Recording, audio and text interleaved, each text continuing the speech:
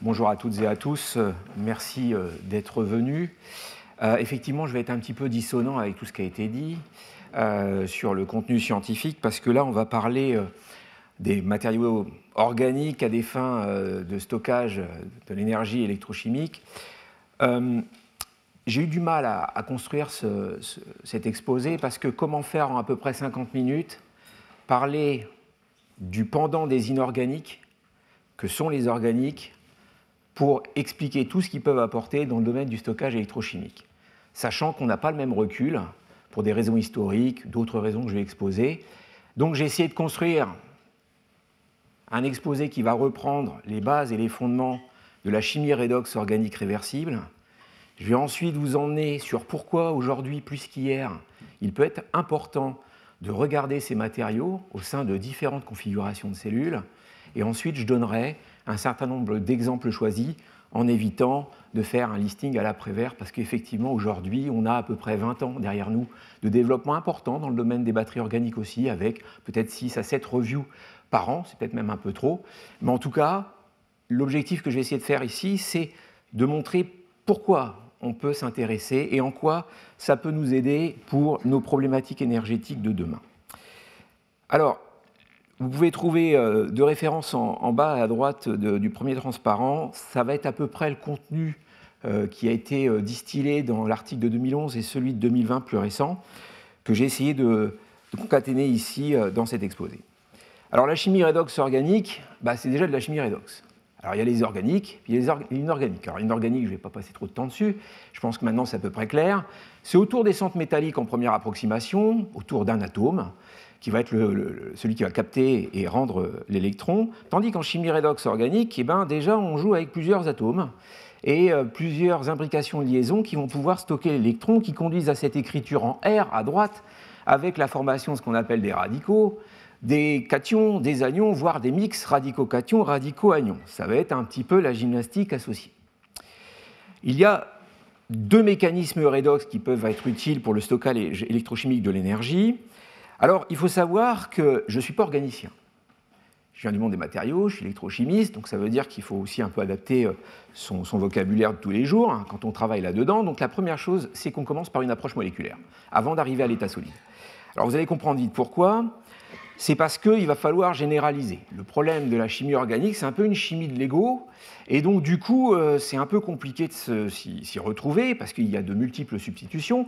Et donc, grâce à Siegfried Hoenig, il a théorisé, on pourrait dire, ce que sont les couples redox réversibles organiques, et il en sort deux, qui sont les types N, qui sont en rouge, des types P, qui sont en bleu.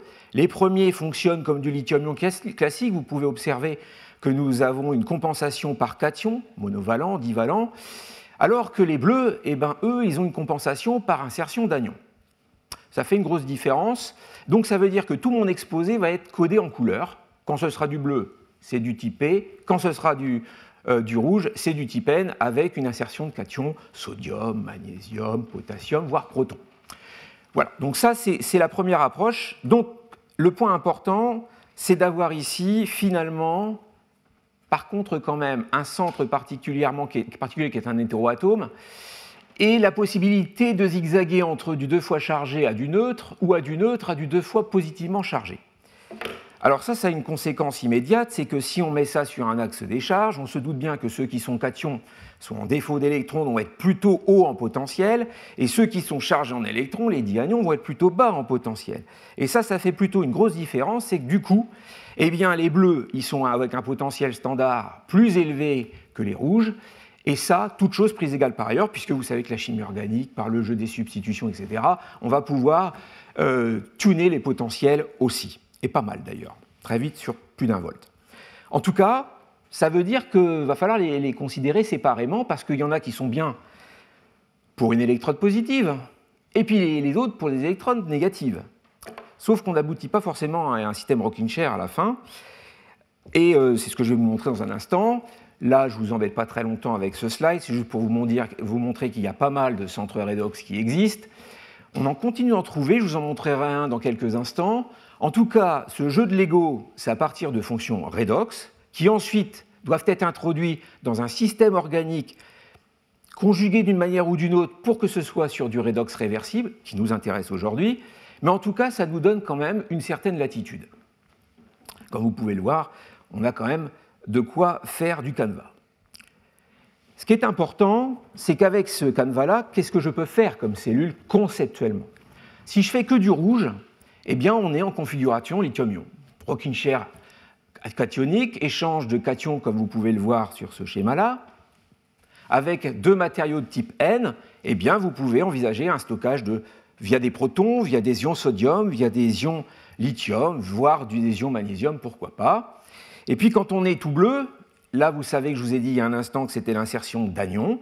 Et puis, de cette fois-ci, vous pouvez insérer potentiellement un chlorure, un perchlorate, un BF4-, en tout cas des anions. Et puis, comme on peut envisager du mixte, eh bien, on peut mettre ceux qui sont plutôt à haut potentiel à la positive, c'est-à-dire les bleus, et plutôt les rouges à la négative, et on fait ce qu'on appelle une cellule dual-ion. Mais attention, cette fois-ci, puisque les porteurs de charge par compensation ne sont pas de même signe, vous allez avoir consommation de l'électrolyte au cours du fonctionnement, et donc l'électrolyte doit être considéré comme un réservoir d'ions. Dit autrement, il va falloir surdimensionner le volume d'électrolyte pour faire fonctionner correctement tout ça, notamment en puissance. Bon, ça permet d'avoir un peu le contour. On peut même s'amuser à faire du mixte au sein du même matériau d'électrode, positif ou négatif, faire du NP. Je vous montrerai dans les exemples choisis un cas, dans le cas de batteries aqueuses, organiques, où on s'est amusé à faire du NP et je vous expliquerai ce que ça peut apporter. Alors, on a besoin des nombres d'oxydation. C'est ce qui nous permet de repérer où se trouve le centre redox. Alors en inorganique, c'est à peu près simple. On a affaire à des liaisons où il y a des fortes différences d'électronégativité, donc résultat avec quelques règles très simples et quelques valeurs fixes que je vous rappelle rapidement ici qu'on enseigne en première année. Très vite, on récupère le nombre d'oxydation d'un centre métallique dans un édifice quel qu'il soit. Je vous donne l'exemple du composé lamellaire historique des batteries lithium-ion, LiCO2. L'oxygène, dans ces conditions, est à -2. Le lithium est un alcool, un groupe 1, il va être à +1. On applique la formule qui va bien et on trouve que c'est un cobalt 3+. Donc c'est assez simple et surtout c'est l'enfance de l'art. En organique, ça va être un peu plus compliqué. Ça va être un peu plus compliqué parce que je vous ai dit tout à l'heure qu'il fallait jouer avec plusieurs atomes et cette fois-ci on n'a pas de grosse variation d'électronégativité. On est à peu près toujours du même ordre de grandeur. Je vous ai rappelé l'exemple de l'hydrogène, le carbone et l'oxygène sur l'échelle de Pauling par exemple. La définition UPAC, on est obligé de passer sur l'écriture de Lewis, considérer toutes les liaisons une par une, c'est encore de l'enfance de l'art, pour ça que je vais assez vite. Et puis on a une application algorithmique qui nous permet de savoir, de déterminer le nombre redox de chaque atome de l'entité organique, notamment, puisqu'on n'est qu'avec des atomes qui sont faiblement qui ont tous à peu près la même variation d'électronégativité. Alors je vous donne un exemple qui est un cas d'école avec la parabasoquinone qui est à gauche. Le réducteur associé, qui est le dianion de l'hydroquinone, j'ai pris une écriture qui est complètement moléculaire, formule développée, pour qu'on puisse faire cette étude pour déterminer les nombres d'oxydation.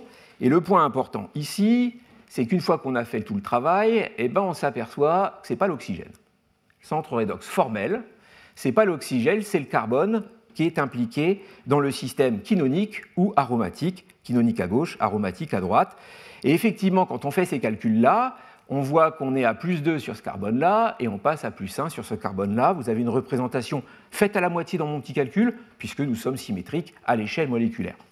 Donc, c'est déjà aussi une façon de penser un petit peu différente pour qu'on repère un petit peu ce qui nous intéresse comme centre à travailler pour le fonctionnement, même si, je le rappelle, c'est grâce à plusieurs atomes entre eux que le système pourra être réversible.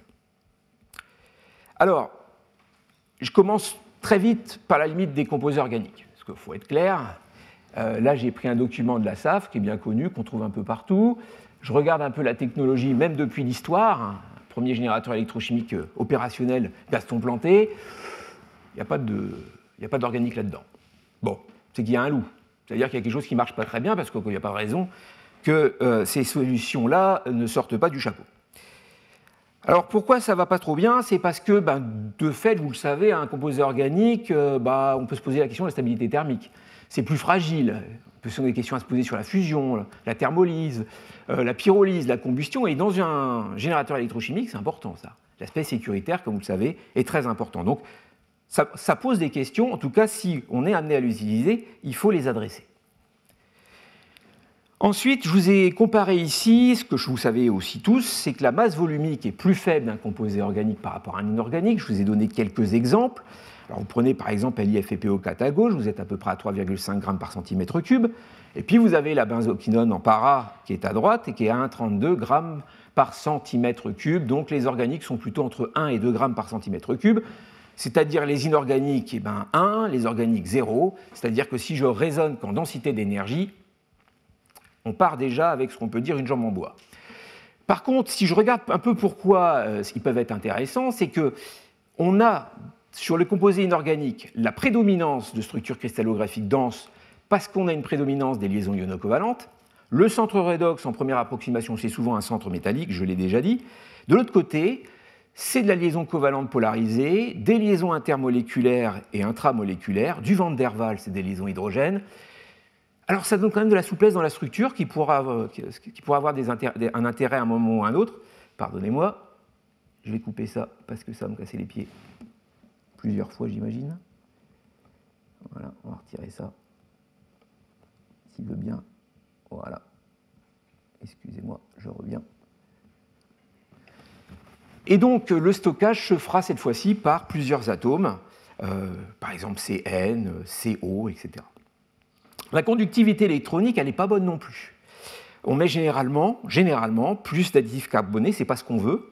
On est de l'ordre de 10 à 15%, en règle générale quand c'est un peu optimisé en plus. Donc, suprématie naturelle des matériaux d'électrons inorganiques, grande variété des couples redox métalliques. Quand on voit la classification périodique, c'est beaucoup des centres métalliques, donc on avait de quoi travailler. La stabilité chimique des matériaux inorganiques, c'est souvent quand même du béton. Et puis une possibilité d'atteindre des densités d'énergie élevées, en particulier la densité des lithium-ions, comme vient de le dire Jean-Marie il y a un instant, qui est clairement un fait établi. Alors, deux commentaires quand même. Conductivité électronique faible, Jean-Marie l'a dit aussi, on le rencontre dans les inorganiques aussi. On sait faire, hein. On passe à l'échelle nano, plus un coating, et puis on arrive, par cette ingénierie des matériaux, à passer le gap. Les composés organiques, ils ont aussi pas que des liaisons sigma, ils ont des enchaînements pi sigma pi, pi sigma n. Ça, c'est de l'intermoléculaire. On peut avoir de l'intramoléculaire et de l'intermoléculaire en pi-pi stacking. Et puis ça a donné lieu quand même au prix Nobel d'Igor, McDermott et Shirakawa en 2000 pour la découverte des polymères conducteurs. Donc dans les matériaux organiques, il y en a quand même qui sont avec des potentialités en termes de conductivité électronique. Et puis sur la partie stabilité thermique que je vous demandais de questionner tout à l'heure, on peut apporter un bout d'élément de réponse que la stabilité, et c'est attendu de par la nature des liaisons, elle va augmenter si on introduit des liaisons ioniques. S'il n'y a pas que des liaisons covalentes ou des liaisons faibles, si on introduit de la liaison ionique, on obtient de meilleures stabilités thermiques. Je vous donne l'exemple de l'acide acétique à gauche, et à droite, vous avez l'acétate de sodium. Remarquez l'évolution des constantes au niveau des températures de transition. 16,6 contre 324 degrés C. Donc l'introduction de liaisons ioniques dans des composés organiques est un moyen de stabiliser le matériau parce qu'on est en train de rajouter des liaisons un petit peu plus fortes, notablement plus fortes, en intermoléculaire. Alors, il y a quand même eu des incursions des organiques dans la grande histoire des générateurs électrochimiques, en particulier des accumulateurs. Je vous refais en cours le début parce que vous connaissez tous ça très bien. Donc la première incursion, c'est justement nos 3 prix Nobel de 2000 qui avaient, dans les années 70, fin 70, mis le doigt, un peu accidentellement d'ailleurs au départ, sur les polymères conducteurs, alors qu'on appelle polymères conducteurs intrinsèques avec effet de dopage.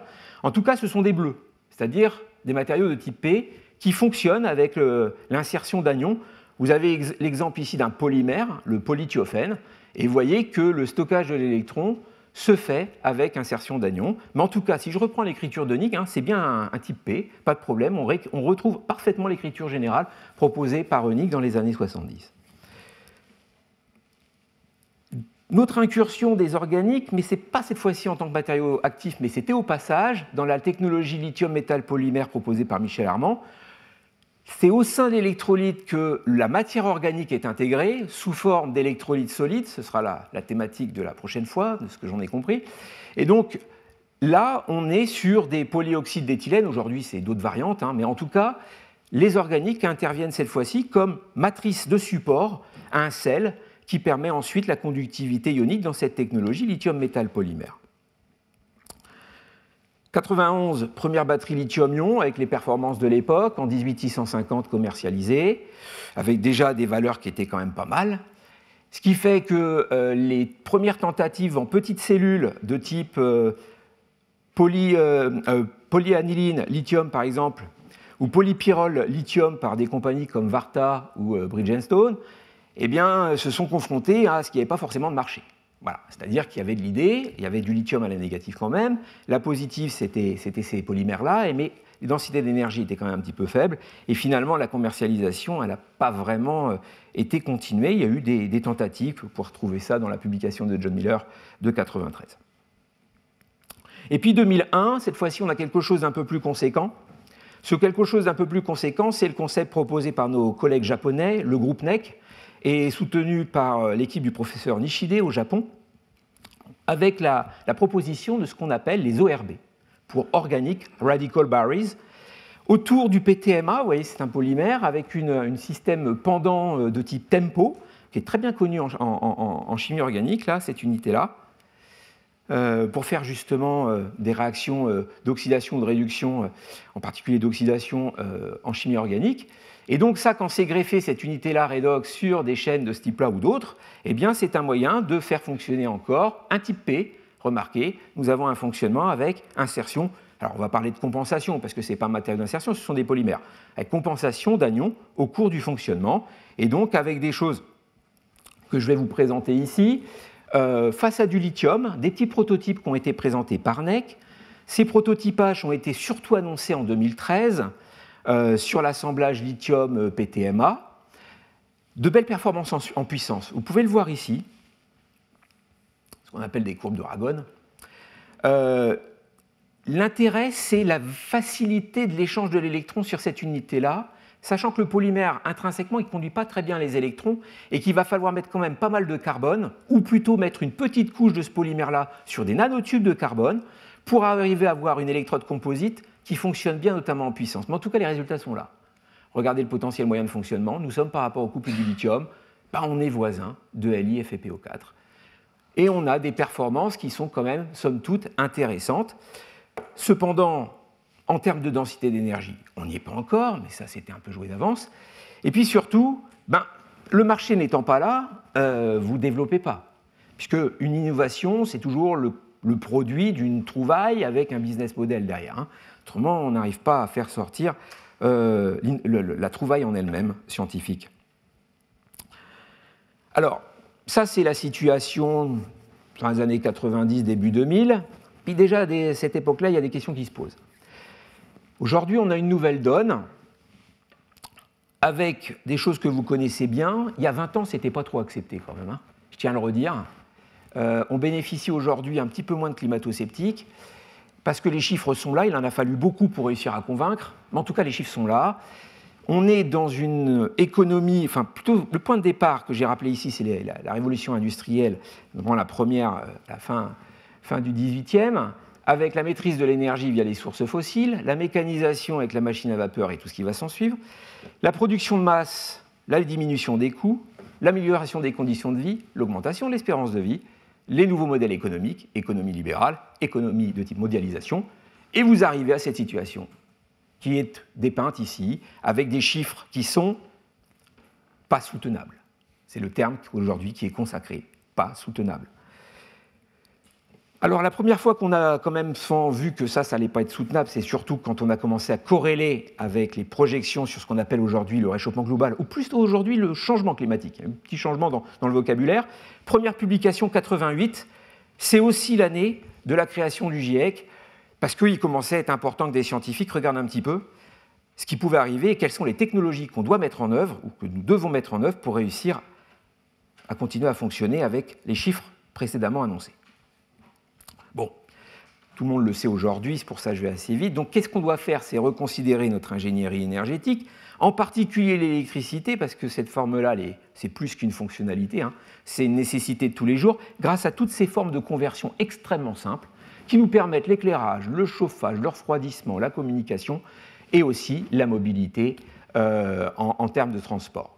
Donc ça, c'est un bout de la solution. Il faut aussi décarboner le secteur des transports. Tout ça, on le sait aussi. Les rendements des moteurs thermiques ne sont pas bons, ils sont soumis au cycle de Carnot. Les moteurs électriques, plus de 90%, on est aussi sur des technologies qui marchent très très bien. Donc l'électricité, effectivement, dommage qu'on n'ait pas de source directe, parce qu'autrement, c'est quelque chose qui est extrêmement versatile. Et puis, il y a aussi les gens qui changent. On appelle aujourd'hui la 4e révolution industrielle, parce que, sous-tendu par tout ça, on est dans de la digitalisation, l'électronique nomade, etc. On est super connecté, c'est très très bien, mais tout ça consomme aussi un petit peu d'énergie, même s'il y a certainement des choses interconnectées qui, au travers de ces systèmes-là, on peut peut-être améliorer l'impact environnemental de d'autres systèmes. Donc, il faut regarder ça globalement, sans forcément avoir de jugement de valeur au départ. En tout cas, ce sur quoi je voudrais discuter, c'est ça. Ça, c'est choquant quand même. C'est la projection, alors c'est la roadmap batterie 2030+, pour trouver ça dans les publications aussi. C'est les projections compte tenu de la politique qui vise à augmenter cette mobilité électrique, en particulier des véhicules, puisque vous avez à gauche la part de la croissance de la mobilité électrique. La partie consumer electronics, comme vous pouvez voir, finalement, elle est petite. Alors, elle est petite, mais elle monte quand même. Hein. Et puis, vous avez la partie stockage stationnaire, mais c'est surtout ça, quoi. C'est ces projections-là qui sont dures parce qu'on est à 2 chiffres, là. Et puis, si vous regardez la distribution sur la planète, ROW étant Rest of the World, bon, bah, vous avez, voilà, je crois que c'est clair. On sait où il faut mettre le paquet, a priori, et où il y aura le business. Alors, ok, ça c'est logique d'en penser comme ça. Maintenant, il faut regarder un petit peu qu'est-ce qu'il y a dedans. Alors, dedans, ben, on l'a dit, hein, les matériaux qui offrent les meilleures performances au plan du stockage électrochimique de l'énergie sont des inorganiques. C'est la chimie des métaux, c'est la chimie céramique. Ils sont synthétisés à haute température, issus, et ça c'est sûr, de ressources 100% non renouvelables. L'excavation minière, elle est destructrice, elle est polluante, ça c'est sûr aussi. Et le recyclage est complexe. Vous avez eu une intervention de Philippe Barbou, c'est complexe, mais c'est absolument essentiel par contre. C'est-à-dire qu'on a besoin d'un système de recyclage efficace. C'est le cas des batteries au plomb, ce n'est pas encore le cas des batteries lithium-ion, ça a été expliqué. Et là, il y a vraiment un travail très important qui doit être fait en recherche et en recherche-développement pour pouvoir mieux prévoir le recyclage ou leur seconde vie. Et puis, ça génère des spéculations sur les métaux, et ça, c'est jamais bon. Alors, les batteries sont vues aujourd'hui comme un outil, et à juste titre, hein, je le redis, hein, à juste titre, pour aider à la transition énergétique. Par contre, c'est le poids. Quid d'un développement, comme on le souhaite, massif et planétaire avec des batteries inorganiques, c'est-à-dire la solution technologique, la solution technique, batterie inorganique. C'est possible ou c'est pas possible? Possible pendant combien de temps? Et c'est ça qu'il faut un petit peu regarder. Et j'aime bien reprendre alors c'est un économiste fin du 19e, donc Jevons. Donc le paradoxe de Jevons ou l'effet rebond, qui est finalement, avec une illustration que je trouve rigolote, d'André-Philippe Côté, vous pouvez trouver sur LinkedIn. Vous voyez la situation, on a des besoins, on répond à ces besoins, et on n'a toujours pas résolu le problème, parce que finalement, les besoins ont appelé à d'autres besoins. C'est-à-dire quelque chose ça, c'est pas durable, ça, c'est pas sustainable. Donc, il faut faire attention à cet effet rebond qu'on connaît sur le charbon. On l'a connu sur le charbon, il a fait d'ailleurs sa première publication et son concept sur justement le charbon à l'issue de cette première révolution industrielle. Donc il faut apprendre du passé aussi. Alors si maintenant on regarde l'analyse de cycle de vie pour avoir des chiffres, pour voir si c'est grave ou si c'est pas grave, il faut faire les publications. Alors elle est déjà un peu vieille celle-ci, vous voyez voir, elle est de 2017 mais elle est intéressante quand même. 113 publications ont été revisitées par Peters. Là-dessus, il n'en a gardé que 36. 36 parce que les données qui servent à obtenir les calculs à la fin ne sont pas fiables ou ont des problèmes de hotspot. Si, quelle que soit la chimie, il tombe sur, alors ça va s'améliorer, hein, on est d'accord, mais il tombe sur à peu près 300 kWh nécessaires pour 1 kWh stocké en batterie lithium-ion. Ça veut dire qu'on part du départ avec une batterie avec du gros négatif. Et puis avec une production d'à peu près une centaine de kilogrammes de CO2 équivalent. Et surtout, les analyses de cycle de vie ont été faites, qu'on appelle from cradle to gate, c'est-à-dire du berceau à la sortie d'usine, mais absolument pas du berceau à la tombe, avec la partie recyclage. Il n'y a pas d'indication sur la collecte, il n'y a aucun autre indicateur, éco-indicateur en dehors du GWP, c'est-à-dire la partie CO2 équivalent. Or, la toxicité, on peut en discuter. Et puis, quid de la fiabilité de ces calculs-là? Parce que tous ces calculs-là proviennent de données. La méthode, on n'a pas à la reprendre, hein, c'est une norme, ISO. Mais les données qui alimentent la méthode, elles viennent des industriels eux-mêmes. Ça peut être bon ou pas. Donc ça veut dire que là, il y a toute une analyse qui est faite pour repérer ce qu'on appelle les hotspots, où les valeurs seraient volontairement un petit peu descendues. Alors, ça, c'est la situation mondiale de la partie régulation, c'est-à-dire les lois. En gros, il n'y a pas grand monde qui recycle, et il n'y a pas grand monde qui même collecte au travers de la planète. Ça change, hein. Heureusement ça change. La Chine, pour l'instant, ce n'est pas grand-chose, mais ça va changer, j'en suis convaincu, ne serait-ce que pour récupérer la matière première, hein, qui est importante. L'Union européenne aime mettre des normes, et là, elle a mis des normes depuis la norme 2006-66EC, appliquée en 2011 en France, avec des objectifs de recyclage, de collecte et d'éco-conception, donc que vous avez ici. Donc ça, c'est intéressant. Il y a un nouveau cadre réglementaire qui est en cours, et puis depuis janvier de cette année, c'est très récent, avec la Global Battery Alliance, eh bien, il y a la volonté de faire un passeport batterie qui va justement pour le marché européen, quel que soit le fournisseur de batterie d'ailleurs, de voir quel est son GWP, quelle est l'empreinte carbone de ces batteries qui équiperont nos véhicules. Donc ça, c'est mis en place pour l'Europe. Alors cependant, l'Agence internationale de l'énergie, qui quand même donne des chiffres qui sont très robustes, moi c'est quelque chose que je regarde beaucoup, annonce que la fabrication, à la croissance que je vous ai annoncée, c'est 10 ans d'extraction minière. Bon, c'est un fait. Alors, là-dedans, comment on peut faire pour faire en sorte qu'on arrive à répondre à nos besoins? Alors, les batteries organiques, je vous ai dit tout à l'heure, il n'y en a pas. Elles ne sont pas commercialisées, il y a eu des essais. Et puis finalement, quand le logiciel est toujours le même, densité d'énergie, densité d'énergie, densité d'énergie, réponse non, non, non. Vous voyez ce que je veux dire? C'est un peu une logique. Maintenant, il faut regarder les autres aspects. Quels sont leurs atouts? C'est des éléments chimiques qui sont naturellement abondants partout sur la planète. Donc ça veut dire qu'en géopolitique, il peut y avoir des intérêts, parce que ça, on peut construire de partout, a priori. On n'a pas besoin d'une mine, on peut le faire dans un pays qui n'a pas de ressources minières. Alors après, il faut nuancer le message. Il y a un lien avec la biomasse. Les bioraffineries font des énormes progrès, et notamment pour récupérer des aromatiques et des phénols sur la partie lignine de la partie végétale. Donc ça, c'est très important. Alors je mets une petite note quand même, attention à ne pas faire les erreurs des biocarburants de première génération, c'est-à-dire qu'il ne s'agit pas de dire on va faire des batteries organiques dont la source au départ est en compétition avec la production alimentaire. C'est un écueil qui est facile à faire. Et puis, on ne va pas faire une croix sur la pétrochimie. Extraire du pétrole, comme on l'a fait depuis longtemps, c'est qu'on le brûle. On le raffine un peu, mais on le brûle. C'est-à-dire le pire en termes de bilan énergétique, on brûle.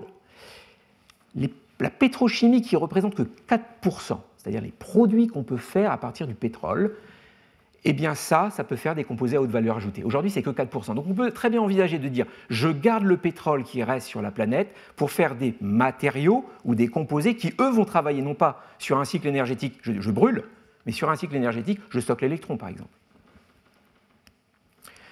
La chimie de synthèse, ça a été mentionné tout à l'heure par Jean-Marie, la chimie douce, elle vient aussi de la chimie inorganique. C'est-à-dire la possibilité de faire des matériaux à basse température. Ça, c'est important, en faisant attention aussi aux solvants. Et puis, on peut aussi coupler les atouts de la chimie organique avec cette chimie basse température, parce que c'est le cas. Et puis, elle rentre dans plusieurs concepts de la chimie verte. Il y en a 12, je vous en ai extrait 3. Effectivement, on répond à 3 éléments de la chimie verte, qui est un concept qui a été introduit il y a déjà quelques années. C'est pareil, vous savez tout ça. Les combinaisons chimiques, je vais aller vite parce que je vous l'ai déjà montré précédemment, elles sont multiples. Et puis, on peut en découvrir de nouvelles. Et là, je voulais vous montrer un travail qu'on a mené en collaboration avec le professeur Alexandre Vlad de l'UCL de Belgique, où a été découvert, notamment par son équipe, les sulfanamides conjugués. Ce sont des nouveaux centres redox qui marchent et qui permettent de faire des matériaux capables de stocker l'énergie dans des batteries lithium-ion. La partie Lego dont je vous parlais tout à l'heure est très importante ici, c'est-à-dire qu'en chimie organique, vous le savez, c'est complexe, on peut mettre un substituant, on peut faire varier par un hétéroatome, et ça change substantiellement les choses, toujours avec mon écriture, qui n'est pas une écriture de chimiste du solide, l'écriture moléculaire, topologique, mais qui est adaptée encore une fois aux organiques, c'est-à-dire qu'intrinsèquement, les organiciens ils vous disent « Ah bah oui, je sais faire varier tout ça », en jouant un peu sur les substituants avec mes effets électroniques, l'effet inductif en moléculaire, directement en intermoléculaire, avec des effets inductifs plus I moins I et mésomère plus M moins M. C'est pareil, c'est des choses qu'on enseigne en première année.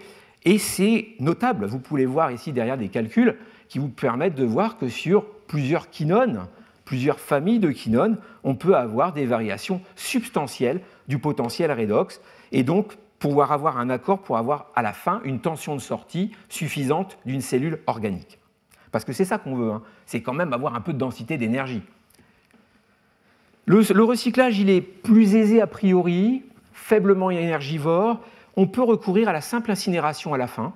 C'est une possibilité, mais peut-être qu'un recyclage est possible. Mais quelque part, on n'a pas le recul des inorganiques. On a eu quelques interventions sporadiques, comme je vous l'ai dit, et ces interventions sporadiques n'ont pas conduit à une connaissance énorme aujourd'hui des systèmes de matériaux organiques. Plus depuis une vingtaine d'années, c'est très positif, mais il y a encore du travail pour commencer à faire plein de cours de batteries organiques, par exemple.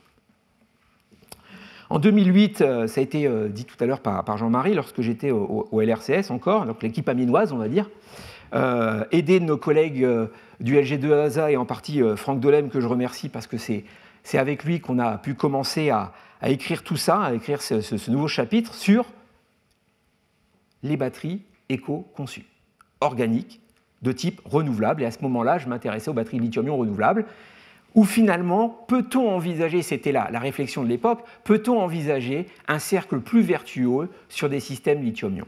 La réponse est conceptuellement oui, si on est capable de manager la partie ressources initiales, ce qu'on appelle les raw materials, pour en faire des matériaux qui soient capables de stocker l'électron, pour ensuite les processer, ça reste de la poudre, hein. On va faire des inductions comme avec des composés inorganiques, on va les assembler en cellules push, en cellules 18650. On ne change pas grand-chose, on change juste la nature chimique de la matière active.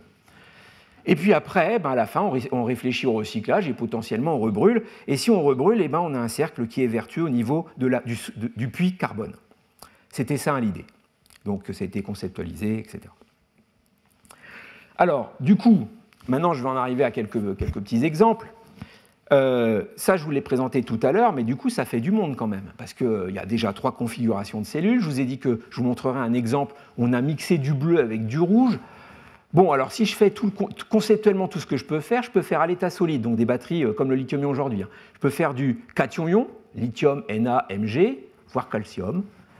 Anion-ion, c'est l'insertion d'anions réversibles. Dual-ion, j'en ai parlé, c'est la partie de droite. En milieu aqueux, en milieu non aqueux, voire tout solide, à l'électrolyte tout solide. À l'état solubilisé, ce ne sera pas le propos de mon intervention aujourd'hui, j'y reviendrai sur la conclusion. À l'état solubilisé, c'est ce qu'on appelle les organiques redox flow batteries ou batteries à circulation. Vous avez une start-up qui s'appelle Chemiwatt qui est en train justement d'avancer sur du prototype intéressant pour le stockage stationnaire. Donc les exemples choisis que je vais vous présenter et commenter. Alors les matériaux organiques, il y en a 2 types. Vous avez les polymères. Ils peuvent être redox, ils peuvent être avec groupe redox pendant, enfin, il y a toute une famille possible autour des polymères. Et vous avez ensuite la partie matériaux d'insertion cristallins. Je travaille beaucoup plus dessus parce que ça reste quand même ma culture historique, les matériaux d'insertion. Simplement, ils sont organiques. Mais autrement, on va retrouver alors plus souvent des matériaux 2 dimensions, les tridimensionnels qui vont se retrouver autour des MOF, par exemple, Metal Organic Frameworks, souvent ils ne marchent pas bien parce que le p-stacking se fait mal, ils sont un peu loin d'ailleurs. Hein. Les systèmes PIPI. Donc du coup, il y a un problème de conductivité, pas forcément de place, mais de conductivité. Et globalement, souvent, ils ne marchent pas très bien. Alors, je vous donne un premier exemple de batterie lithium organique. On prend du lithium à la négative, et à la positive, c'est un matériau, et là vous avez un exemple du PBQS, qui est un polymère, c'est de type P, c'est une quinone. On est dans l'état chargé au départ, très important, on est dans l'état chargé au départ. La tension moyenne, vous pouvez la voir. Bah, effectivement, c'est plus bas. C'est-à-dire que face à du lithium, si vous prenez LiFePO4, vous êtes à 3,5. Là, on est quand même bien plus bas, donc c'est beaucoup de densité d'énergie en moins, parce que la capacité en elle-même, elle n'est pas ridicule. Elle n'est pas ridicule. Vous voyez que dès qu'on a 2 électrons sur des petites molécules, très vite, on va être à 200 mAh par gramme. Et puis, on voit quand même des cyclabilités à forte vitesse, fort régime, qui sont tout à fait intéressantes. Et si vous ramenez ça à l'unité polymère, attention, hein, il y a du carbone, il faut aller dans le détail après. Hein.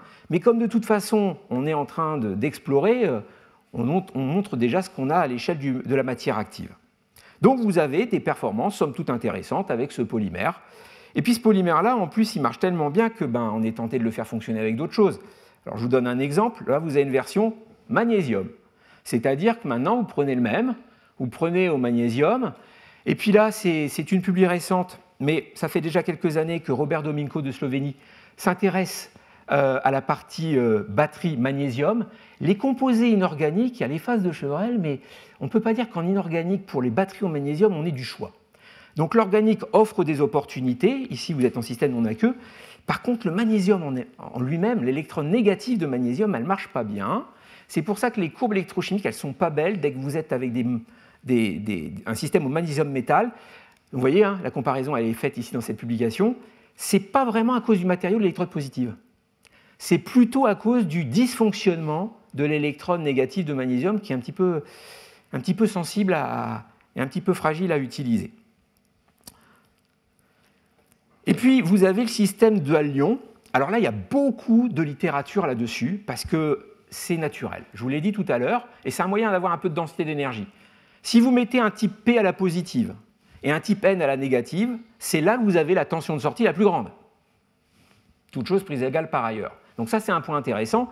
Attention, on est en dual-ion, il faudra prendre la masse de l'électrolyte en compte, donc il faudra encore revoir un peu tout ça. En tout cas, ici, vous voyez qu'on a pris une amine conjuguée à la positive, une quinone à la négative, alors qui est un peu le petit frère de la précédente. Hein, ces polymères-là, ils marchent très très bien. Vous avez l'équilibrage qui est donné ici, hein, donc vous voyez qu'on est loin du 1 pour 1. Mais bon, c'est le début, même dans des lithium-ions inorganiques, on en met un petit peu plus de positif, via la SEI et tout ça, il y a des choses qui se passent. Ici, vous êtes sur une pile bouton, hein, on n'est pas à l'échelle du prototype, et l'état initial est bien l'état déchargé cette fois-ci. Vous commencez par une charge, une fois la cellule assemblée, et vous travaillez ici avec potentiellement 2 électrons. Donc ça, c'est intéressant.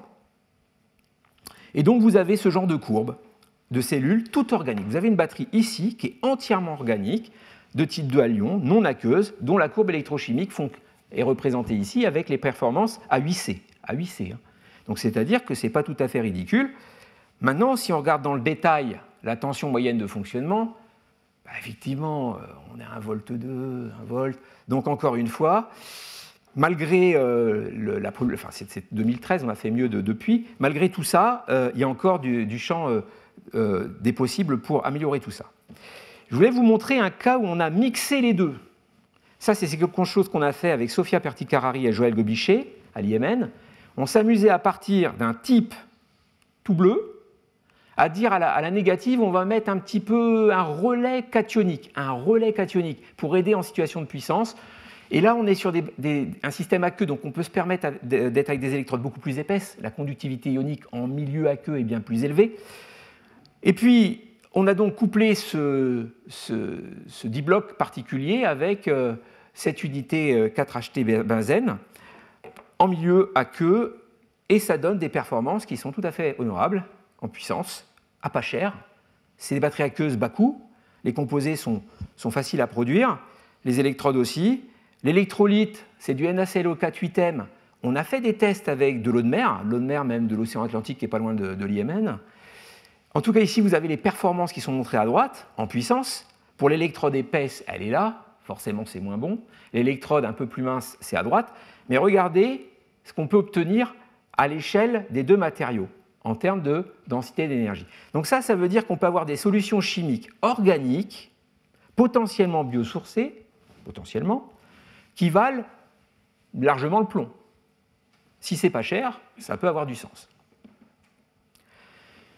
Vous avez ici maintenant une qui est purement anion-ion, non aqueuse, avec deux matériaux qui depuis ont un peu changé, parce que vous voyez qu'on a du lithium ici. Ce sont deux cations spectateurs, donc il ne faut surtout pas les utiliser, les ions lithium. Vous savez que le lithium, il est un peu coûteux, donc on va mettre autre chose. Donc on sait mettre autre chose maintenant, hein, puisqu'il est spectateur. Parce que le reste, ces matériaux-là, avec toutes ces liaisons ioniques, permettent d'avoir des matériaux qui fonctionnent bien à l'état solide.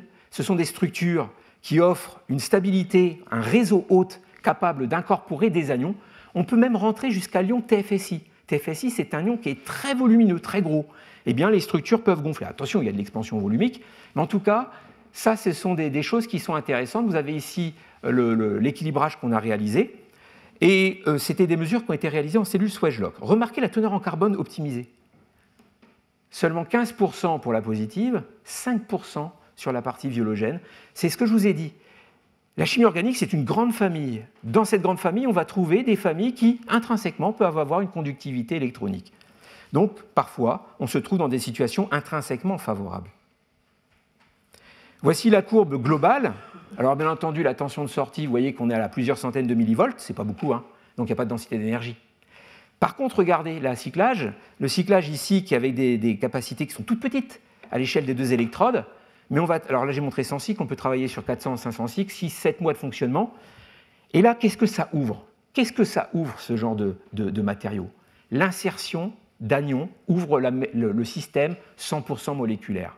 C'est-à-dire que dans une lithium-ion, il reste du lithium. Il faut qu'il rentre, il faut qu'il sorte.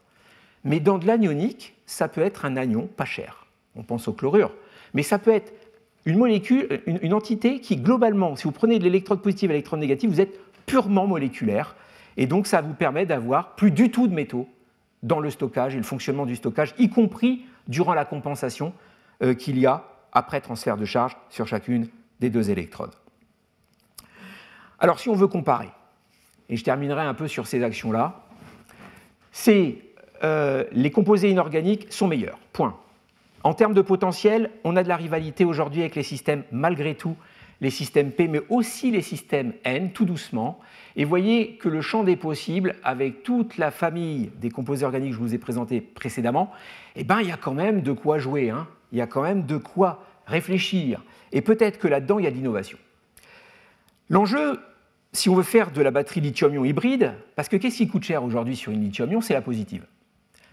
Même si on augmente la teneur en nickel et on descend le cobalt aujourd'hui, sur l'NMC, il y a encore du nickel. Le nickel, il est cher. Est-ce qu'on peut avoir quelque chose qui vaut à peu près l'IFPO4, qui est aujourd'hui le moins cher et on peut dire le moins toxique? Donc il faut trouver des structures organiques lithiées type N du départ, ou sodées, c'est-à-dire une hydroquinone lithiée ou sodée, capable de fonctionner à haut potentiel. Je vous donnais l'exemple du LFPO4 parce qu'il y a très longtemps, c'est lui que je voulais avoir en ligne de mire. Et je pense que maintenant, on y est arrivé. C'est-à-dire qu'en jouant à la fois sur la chimie organique, mais pas seulement, sur exactement ce que Jean-Marie a dit avant, sur les effets inductifs à l'état solide. C'est-à-dire en travaillant la façon dont l'agencement organique et inorganique se fait, en jouant sur la nature des liaisons, la ionocovalence, en l'occurrence en mettant un cation spectateur. Vous voyez ici qu'autour de cette entité redox organique ici, là, qui possède les ions lithium échangeables, regardez en faisant de la substitution sur ces cations-là qui est spectateur, regardez le tuning qu'on a de potentiel. Ça, c'est exceptionnel. Rien qu'en jouant sur la liaison ionocovalente et la position du magnésium qui se ponte ici en liaison de coordination ici, on a fait complètement la densité électronique du noyau aromatique qui est le centre redox. Et rien qu'en faisant ça, en passant du barium au magnésium, vous avez un shoot notable de plusieurs centaines de millivolts, avec une corrélation, vous voyez à gauche, en lien avec la charge de l'ion sur le rayon, mais ça colle aussi avec les variations d'électronégativité. Face au lithium, ça fonctionne assez bien. On est à 100 mAh par gramme.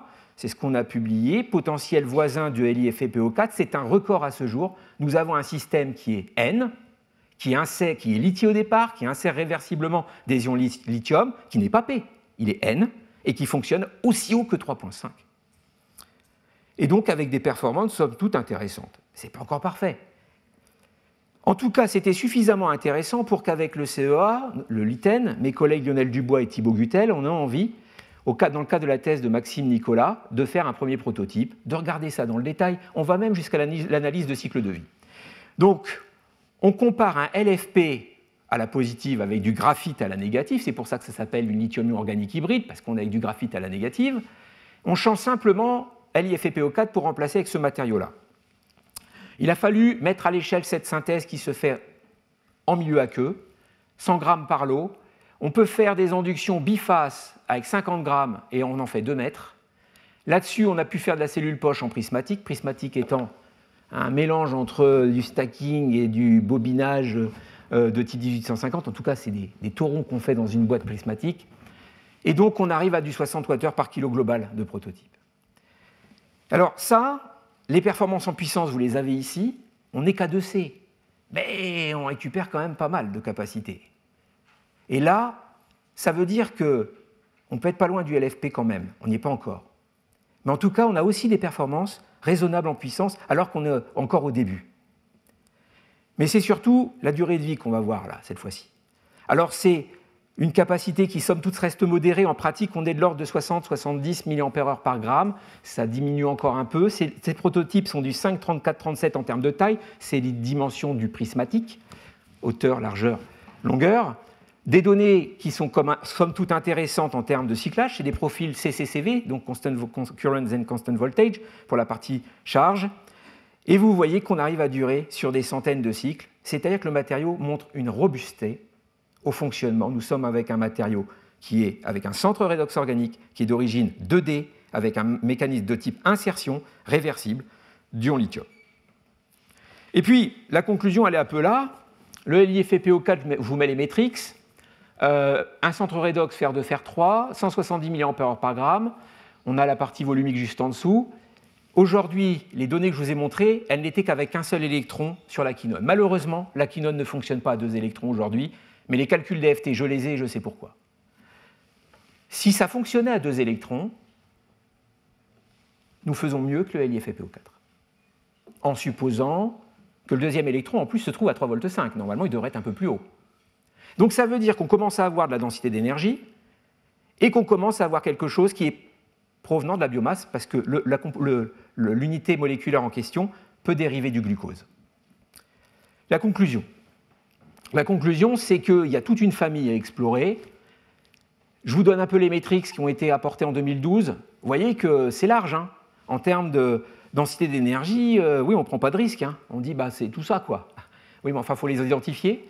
Celui qu'on a identifié et qu'on veut, là, pour l'instant, on est plutôt là. On voudra arriver là. En tout cas, vous voyez qu'au départ, en 2012, on pensait que les rouges, les types N, ils seraient bloqués là. Là, on est plutôt à 3,5. Donc, ça veut dire qu'on y arrive. On arrive encore à faire mieux que ce qu'on pensait, mais ça c'est le cas, hein, dès qu'on commence à chercher, heureusement qu'on trouve des choses. Alors, la conclusion, c'est que l'ingénierie moléculaire organique, elle est riche. Elle ouvre le champ des possibles au niveau des centres redox et aussi des configurations de cellules. Alors, on ne va pas changer l'équipe A. Hein. L'équipe A, les gagnants, ça sera les inorganiques. Puis les organiques, ça sera l'équipe B. L'équipe B qui pourra répondre à des services quand l'équipe A, on n'aura pas assez pour mettre sur les applications visées. Il y a plus de densité d'énergie sur les inorganiques, mais les organiques peuvent être plus sustainable. La commercialisation, elle va commencer avec les batteries à circulation, j'en ai parlé tout à l'heure, les batteries à circulation notamment aqueuses, organiques, pour le stockage stationnaire. Je vous ai parlé de Chemiwatt, qui est une start-up rennaise. Et puis c'est toujours rigolo de voir ça. Alors le CES de Las Vegas, il y a 2 ans, là, le groupe Mercedes-Benz faisait un concept car qu'il appelle la Vision AVTR. Et puis dedans, alors bien entendu, c'est un concept car, hein, mais dedans, c'était une batterie organique compostable. Voilà. Compostable, mais c'est pas grave, parce qu'on peut se dire que si Mercedes-Benz, c'est de la com, hein, évidemment, mais c'est pas grave, ça veut dire qu'il y a quand même une idée derrière, à dire qu'on peut peut-être faire quelque chose avec tout ça. Voilà, j'en ai terminé. Je vous remercie pour votre attention et je remercie les collègues français et d'ailleurs qui sont inspirés par ces matériaux-là et par les organiques. Je remercie encore Jean-Marie pour cette opportunité de cet exposé.